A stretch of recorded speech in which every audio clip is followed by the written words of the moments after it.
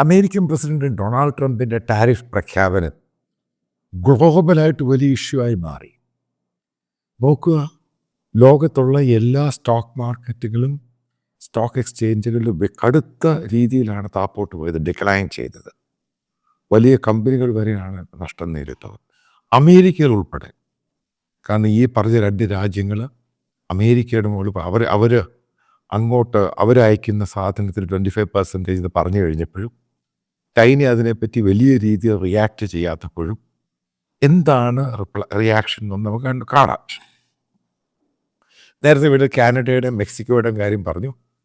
Further എന്താ development ഉണ്ടാകുന്നതിനെക്കുറിച്ച് പിന്നീട് ആ രാജ്യത്തെക്കുറിച്ചും കൂടുതലായിട്ട് പറയാം. ഏറ്റവും പ്രധാനപ്പെട്ടൊരു സംഭവം എന്ന് പറയുന്നത്, ഇതിൽ മനസ്സിലാക്കേണ്ടത് യൂറോപ്യൻ യൂണിയൻ രാജ്യങ്ങൾ ആദ്യം ഈ ടാരിഫിന് മുമ്പ്, അതായത് കാനഡയ്ക്കെതിരെയും മെക്സിക്കോയ്ക്കെതിരെയും പ്രഖ്യാപിക്കുന്നതിന് മുമ്പ്, അതിന് ശേഷവും ഒരു ദിവസം 2 ദിവസം ഇവർ അടിയുറച്ച് പറഞ്ഞ് യൂറോപ്യൻ യൂണിയൻ ഒറ്റക്കെട്ടായിട്ട് നിന്ന് ട്രംപിൻ്റെ ഈ ടാരിഫ് പ്രഖ്യാപനത്തെ നേരിടും. നിങ്ങൾ കേട്ട് കാണാം അവർ ഏതൊക്കെ രീതി. കാരണം ഏറ്റവും കൂടുതൽ മുമ്പന്തിയിൽ നിന്ന് ഫ്രാൻസും ജർമ്മനിയാണ്. കാരണം അവരാണ് അതിൻ്റെ മേജർ പ്ലെയേഴ്സ് യൂറോപ്യൻ യൂണിയനിൽ. പക്ഷെ പിന്നീട് അതിൻ്റെ അകത്ത് അടിയായി. കാരണം ഈ പറയുന്ന ചില രാജ്യങ്ങൾ, ഇപ്പോൾ ഇറ്റാലിയൻ പ്രസിഡന്റ് വളരെ ക്ലിയറായിട്ട് പറഞ്ഞു കഴിഞ്ഞു. കാരണം ഇറ്റലി അമേരിക്കയിലോട്ട് എക്സ്പോർട്ട് ചെയ്യുന്ന ഏകദേശം 130 ബില്യൺ അടുത്തുണ്ട്. അവിടുന്ന് തിരിച്ചിങ്ങോട്ട് ഇറ്റലി ഇമ്പോർട്ട് ചെയ്യുന്ന അമേരിക്ക ഏകദേശം 30 ബില്യണേ ഉള്ളൂ. അപ്പോൾ ആ ട്രേഡ് ഡെഫിസിറ്റ് എന്താണെന്ന് പറയുന്ന സാധനങ്ങൾ, ആ സംഭവം ബാലൻസ് ചെയ്യാം എന്ന് ഇറ്റാലിയൻ ഭരണാധികാരി പറഞ്ഞു കഴിഞ്ഞു. അതിനെ തുടർന്ന് ഓസ്ട്രിയ, മറ്റുള്ള രാജ്യങ്ങൾ, അതായത് ഹംഗറി, പോളണ്ട്, ഇവരെല്ലാം യൂറോപ്യൻ യൂണിയൻ്റെ അകത്ത് വളരെയധികം ആക്റ്റീവായിട്ട് നിൽക്കുന്ന രാജ്യങ്ങൾ അമേരിക്കൻ പ്രസിഡന്റ് പറഞ്ഞു കാരണം ഡാവോസിൽ വേൾഡ് എക്കണോമിക് ഫോറം നടക്കുമ്പോൾ അദ്ദേഹം അവിടുന്ന് ലൈവായിട്ട് അമേരിക്കയിൽ നിന്ന് വന്ന് പ്രസംഗിക്കുന്നു. അദ്ദേഹം പറയുന്നൊരു കാര്യമുണ്ട്, ഇപ്പം എൻ്റയർ യൂറോപ്യൻ രാജ്യങ്ങൾ അമേരിക്കയിലോട്ട് എക്സ്പോർട്ട് ചെയ്യുന്ന ഏകദേശം 500 ബില്യൺ അടുത്തുണ്ട്. തിരിച്ചിങ്ങോട്ട് വരുന്നത് 300 ബില്യന് താഴെയാണ്. അപ്പോൾ ഇത് ഏറ്റവും പ്രധാനമായിട്ട് അടി കിട്ടാൻ പോകുന്നത് ജർമ്മനിക്കാണ്. കാരണം ജർമ്മൻ കാറുകൾ ശരിക്കും അമേരിക്കയിൽ യൂസ് ചെയ്യുന്നുണ്ട്. അതിന് ഈ 10%, 12%, 13% ഒക്കെ ടാരിഫ് കയറി വന്നു കഴിഞ്ഞാൽ ഈ ജർമ്മൻ കാറുകൾ എന്ന് പറഞ്ഞാൽ അമേരിക്കൻ മാർക്കറ്റിൽ ഇല്ലാതായി പോകും. അതാണ് ജർമ്മനിയുടെ പേടി. എന്നാൽ ജർമ്മനി വലിയ പറയുന്ന പോലെ എക്കോണമിയായിട്ട് സ്ട്രെങ്തൻ ചെയ്ത് മുന്നോട്ട് പോകുന്നുമില്ല. അവർക്ക് പല എക്കോണമിക് ക്രൈസിസും ഉണ്ട്, പൊളിറ്റിക്കൽ ക്രൈസിസും ഉണ്ട്. ഫ്രാൻസിനും അതേപോലെ തന്നെയാണ് പ്രശ്നം. കാരണം ഏവിയേഷൻ, കാരണം അമേരിക്കയിൽ പറക്കുന്ന വളരെയധികം ഫ്ലൈറ്റുകൾ, ബോയിങ്, എയർബസ്, അപ്പോൾ ഇതിൻ്റെ സ്പെയർ പാർട്സുകളൊക്കെ ഈ പറയുന്ന 10% ടാരിഫ് കൂട്ടിക്കഴിയുമ്പോൾ അപ്പോൾ അത് വലിയ വില കൂടുതലാകും. കാരണം അമേരിക്കൻ പല കമ്പനികളും ഈ ബോയിങ് എന്ന് പറഞ്ഞ ഈ എയർബസിൽ നിന്ന് മാറിയിട്ട് അമേരിക്കൻ കമ്പനിയായ ബോയിങ്ങിലോട്ടൊക്കെ പോകും. പിന്നെ ഇതിൻ്റെ മാനുഫാക്ചർ ചെയ്യുന്ന പല ഇതിൻ്റെ സാധനങ്ങൾ, അതായത് ഏവിയേഷൻ്റെ റിപ്പയർ ചെയ്യേണ്ട ചില സ്പെയർ പാർട്സുകൾ, അപ്പോൾ ഈ പല കമ്പനികളും ഫ്രാൻസിൽ നിന്ന് സ്പെയിനിൽ നിന്നും, അത് സ്പെയിനും അടി കിട്ടാൻ പോകണം, സ്പെയിനിൽ നിന്നും നേരെ അമേരിക്കയിലോട്ടങ്ങ് ഷിഫ്റ്റ് ചെയ്യും. കാരണം എന്നാൽ മാത്രമേ ഈ അമേരിക്ക ഈ പറയുന്ന രാജ്യങ്ങളിൽ നിന്ന് ഈ എയർബസ് വാങ്ങിയുള്ളൂ. കാരണം അമേരിക്കൻ എയർബസും ഈ ബോയിങ്ങുമാണ് അവരുടെ ഡൊമസ്റ്റിക്കാണ് ഇൻ്റർനാഷണൽ ഏറ്റവും കൂടുതൽ ഫ്ലൈ ചെയ്യുന്നത്. അതിനൊരു വലിയ പ്രശ്നം ഉണ്ടാക്കിയിട്ട് ഏത് കമ്പനിക്ക് ഇഷ്ടമുള്ള ഫ്ലൈറ്റ് അമേരിക്കയിൽ ഉണ്ടാക്കുന്ന മേടിക്കാം, അല്ലെങ്കിൽ യൂറോപ്യൻ കൺട്രികൾ ഉണ്ടാകുന്ന മേടിക്കാം. പക്ഷേ ഈ ടാരിഫ് വന്നു കഴിഞ്ഞാൽ അത് വല്ലാതെ കയറി അങ്ങ് ബാധിക്കും. ഇതുമായിട്ട് ബന്ധപ്പെട്ട ഒരു ഡിസ്കഷൻ എന്ന് പറയുന്നത് കാണാൻ സാധിക്കുന്നത്, ഇപ്പോൾ യൂറോപ്യൻ രാജ്യങ്ങൾ ഏറ്റവും കൂടുതൽ ഡിപ്പെൻഡ് ചെയ്യുന്നത് റഷ്യയാണ്, because of oil. Ukraine Russia വാറുമായിട്ട് ബന്ധപ്പെട്ട സാങ്ഷൻ ഉണ്ടായ സമയത്ത് ഈ പല രാജ്യങ്ങളും അവിടുന്ന് ഓയിൽ വാങ്ങാതെ, പിന്നെ തേർഡ് പാർട്ടി എന്നൊക്കെ പല രീതിയിൽ ബ്ലാക്ക് മാർക്കറ്റിൽ നിന്നൊക്കെ ഓയിൽ വാങ്ങി, LNG വാങ്ങി മറ്റോ അറേബ്യൻ രാജ്യങ്ങളിൽ നിന്നൊക്കെ രക്ഷപ്പെട്ടാൻ നിന്നത്. ഇപ്പോൾ ഉണ്ടാകാൻ പോകുന്ന സംഭവം എന്ന് പറയുന്നത്, ഈ ഗൾഫ് രാജ്യങ്ങളിൽ നിന്നും മറ്റുള്ളതൊന്നും LNG ആണെങ്കിലും ഓയിലാണെങ്കിലും കൂടുതൽ ഇവരെല്ലാം അമേരിക്കയിൽ നിന്നും വാങ്ങേണ്ട സ്ഥിതിയിലോട്ട് വരികയാണ്. കാരണം ട്രേഡ് ഡെഫിസിറ്റ് അത് കുറച്ചേ. അപ്പോൾ ഗ്രീസ് പോലും അമേരിക്കയ്ക്ക് അനുകൂലമായിട്ടാണ് പറയുന്നത്. ഇപ്പോൾ ഗ്രീസ് ഓപ്പണായിട്ട് പറഞ്ഞു കഴിഞ്ഞാൽ അമേരിക്കൻ ഫാം പ്രോഡക്ട്സ് ഗ്രീസിൽ വാങ്ങാൻ തയ്യാറാണ്. മറ്റുള്ള ചെറിയ യൂറോപ്യൻ രാജ്യങ്ങൾ അതിന് അനുകൂലമായിട്ടാണ് പറയുന്നത്. അപ്പോൾ ജനറ്റിക്കലി മോഡിഫൈഡ് ആയിട്ടുള്ള സാധനങ്ങളാണ് അമേരിക്കയിലുള്ള ഈ ഫാം പ്രോഡക്ട്സ് എന്ന് പറഞ്ഞാൽ ഏറ്റവും കൂടുതലുള്ളത്. അതായത് വെജിറ്റബിൾസ് ആണെങ്കിലും മറ്റുള്ള സാധനങ്ങളെല്ലാം. അപ്പോൾ അവരത് വില്ലിങ്ങാണ്. അപ്പം ലൈഫ് സ്റ്റോക്കിൻ്റെ കാര്യങ്ങൾ അമേരിക്ക എന്നത് വാങ്ങാൻ അവർ തയ്യാറാണ്. അപ്പം ഞാൻ ഈ പറയാൻ പോകുന്ന സംഭവം എന്ന് പറയുന്നത്, ഈ ട്രംപിൻ്റെ അമേരിക്കയുടെ ലക്ഷ്യമായിരുന്നു യൂറോപ്യൻ യൂണിയൻ രാജ്യങ്ങൾ ഒരുമിച്ച് നിൽക്കരുത്.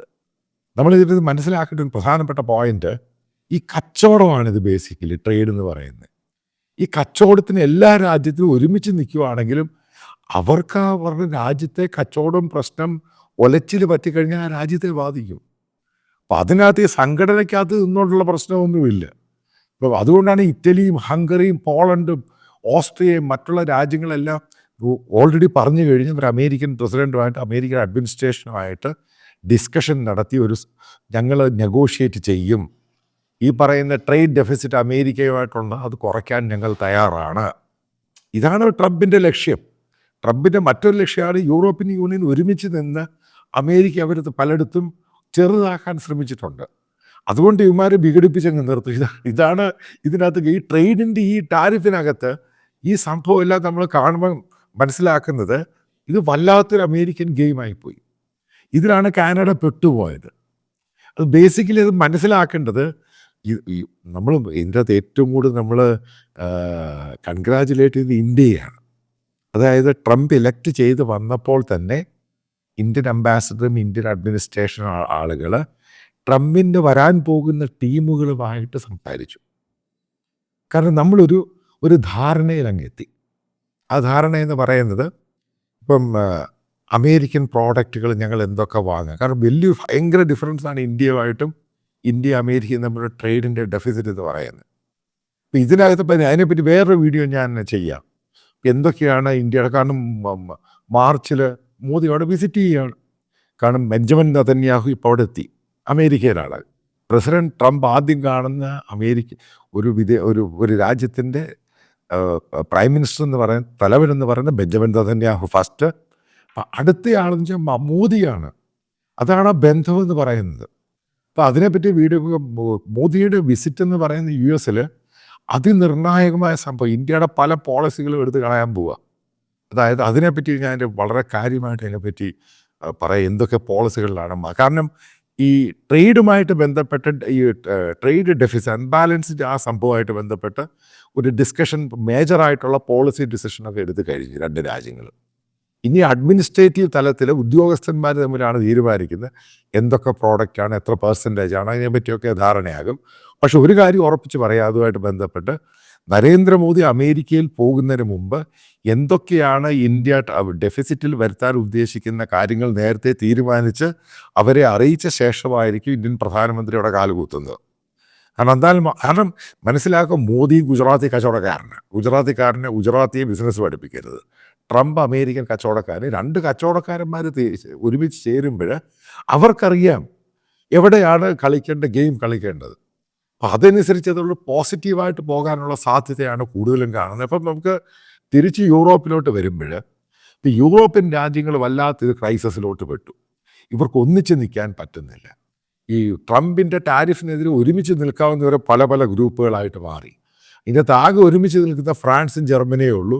അവസാനം ഫ്രാൻസും ജർമ്മനിയും പ്രത്യേകം നെഗോഷിയേറ്റ് ചെയ്ത്, ട്രംപുമായിട്ട് നെഗോഷിയേറ്റ് പലതും ചെയ്ത് ഇതിനകത്ത് ധാരണയാകാനുള്ള സാധ്യതയുണ്ട്. ഒരു കാര്യം ഇതിനകത്ത് മനസ്സിലാക്കേണ്ടത്, ഇപ്പോൾ ടോട്ടൽ യൂറോപ്യൻ യൂണിയൻ്റെ എക്കോണമി അമേരിക്കയുടെ ഒറ്റയ്ക്കുള്ള എക്കോണമി നോക്കുകയാണെങ്കിൽ അമേരിക്കൻ എക്കോണമിയെ വലുത്.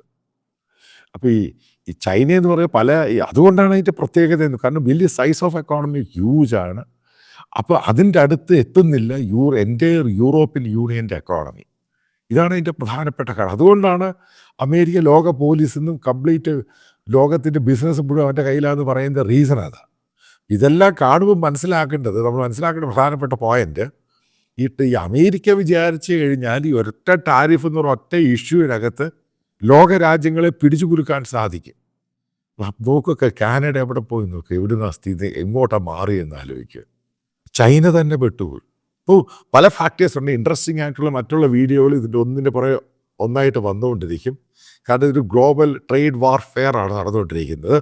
ഒരു കാര്യം ഞാൻ കൃത്യമായിട്ട് പറയാം, യൂറോപ്യൻ യൂണിയൻ ഒന്നടങ്കം അടിപിടി ഉണ്ടാക്കി അവസാനം ട്രംപിൻ്റെ കാലയിൽ കയറി പിടിക്കാൻ പോവുക, എങ്ങനെങ്കിലും രക്ഷിക്കണം. ഇതാണ് ഉണ്ടാകാൻ പോകുന്ന ഒരു അൾട്ടിമേറ്റ് റിസൾട്ട് എന്ന് പറയുന്നത്.